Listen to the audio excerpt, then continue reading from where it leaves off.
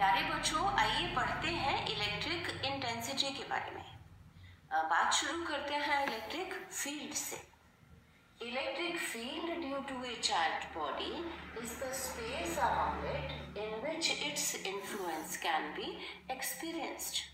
मतलब कि electric field वो होता है, स्पेस होता है इस चार्ज बॉडी के आसपास जिसमें कि ये चार्ज बॉडी दूसरे चार्जेस को अट्रैक्ट या रिपेल कर सकती है।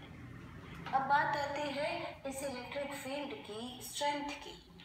Strength of electric field is called electric intensity.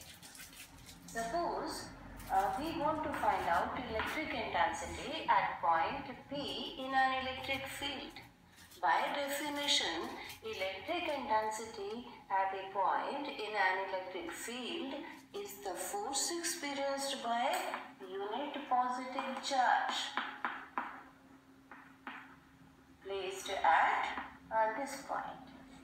अब इसका मतलब ये हुआ कि अगर हम यहाँ इलेक्ट्रिक इंटेंसिटी फाइंड आउट करना चाहते हैं तो यहाँ यूनिट पॉजिटिव चार्ज रखें और कूलम्ब्स लॉ से इन दोनों के बीच में फोर्स फाइंड आउट कर लें।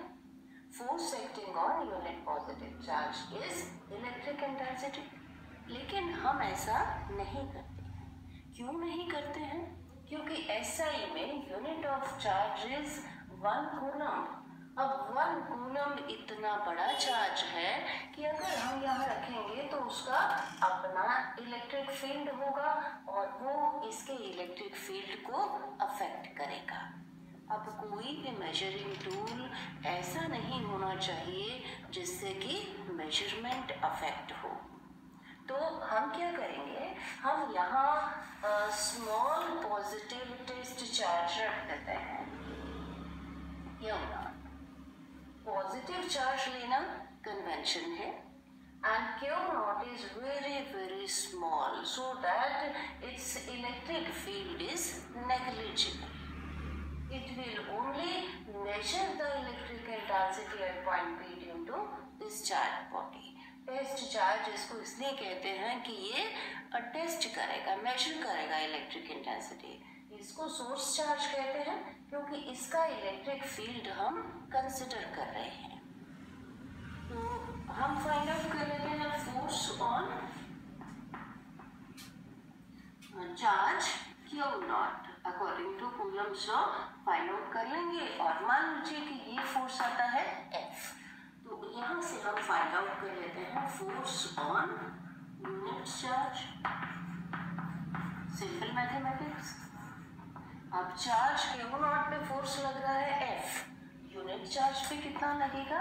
F factor divided by Q not. और बाय डेफिनेशन ये क्या है?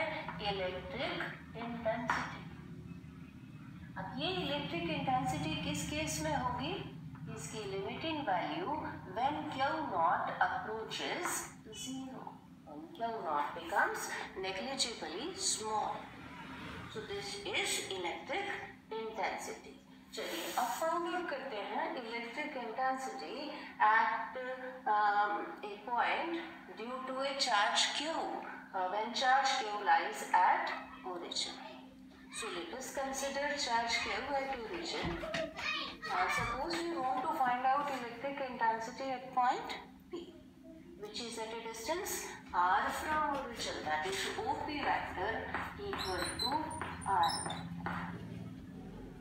So we place its small test positive charge Q naught at point P, whose coordinates are x, y and z.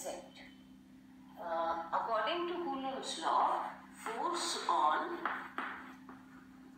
Q naught, मान लीजिए कि ये फोर्स है F, तो ये फोर्स कितना हो जाएगा? आपने पढ़ा है 1/4πε0 first charge Q into second charge Q naught divided by square of the distance between the two, which is r. So r square into r cap.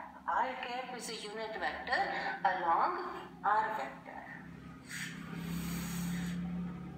यहाँ हम r कैप की बजाय r वेक्टर लिख लें तो यहाँ क्यूब हो जाएगा, ये आप जानते हैं। हम फाइंड आउट कर लेते हैं F vector divided by q not.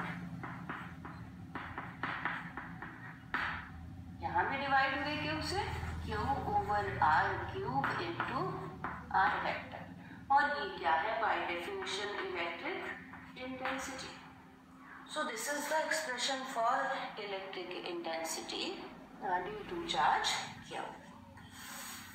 चलिए थोड़ा सा आगे, आर वेक्टर को हम क्या लिखते हैं? x into i cap plus y into j cap. अगर पॉइंट बी प्लेन में है तो यहाँ तक, अगर स्पेस में है तो थर्ड कंपोनेंट z इंटू के कैप। आप जानते हैं I cap is a unit vector along x direction, J cap unit vector along y direction and K cap unit vector along z direction. और हम ये भी जानते हैं R square is equal to X square plus Y square magnitude of R. और अगर third component भी है तो ये, और आर कितना आ जाएगा? मैग्नीट्यूड ऑफ आर ये आ जाएगा। अब इस फॉर्मूले में हम रख देंगे इलेक्ट्रिक इंटेंसिटी कितनी हो जाएगी? 1/4 pi epsilon naught into q over, यहाँ आर की जगह क्या लिख देंगे? यहाँ आर की जगह x into i cap plus y into j cap plus z into के कैप, और divided bye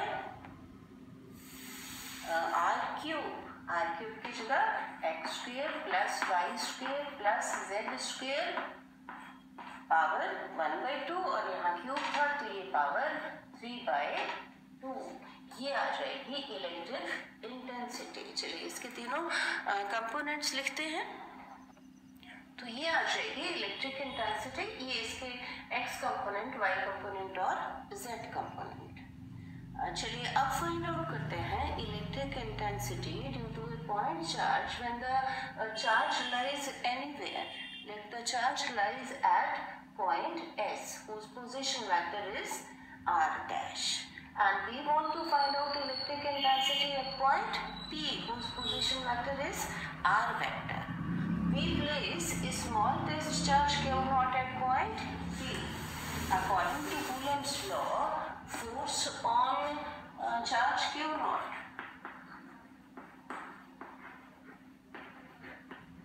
it is the F vector 1/4 pi epsilon naught, first charge q, second charge q naught divided by square of the distance, distance sp square, और यहाँ direction sp cap is a unit vector from q to q naught, क्योंकि q जो है वो इसको repel करेगा इस direction में। अब यहाँ कैप की जगह हम लिख लेते हैं वेक्टर, और यहाँ क्यूब आ जाएगा।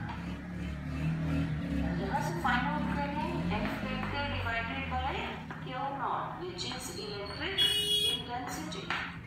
ये आ जाएगा 1/4 पाई एप्सिलॉन नॉट, यहाँ पे डिवाइड हो गया क्यू से, तो q over S P q into S P vector. अब हम एस पी वेक्टर को फाइंड आउट कर लेंगे in terms of r dash and r vector. S P vector plus, अब ये वेक्टर और ये वेक्टर ट्राइंगल के दो साइड से रिप्रेजेंट हो रहे हैं in same order, means r dash vector plus sp vector is equal to third side of the triangle taken in opposite order. sp vector क्या हो जाएगा? इसके बराबर, और यहाँ इसमें सब्स्टिट्यूट कर दो, e vector equal to कितना हो जाएगा? 1/4 pi epsilon not into q over sp की जगह हम लिख देंगे r minus r dash vector इसका मैग्नीट्यूड और q into S P vector r vector minus r dash vector. So at point P. So बच्चों, this is all about electric intensity. Thank you.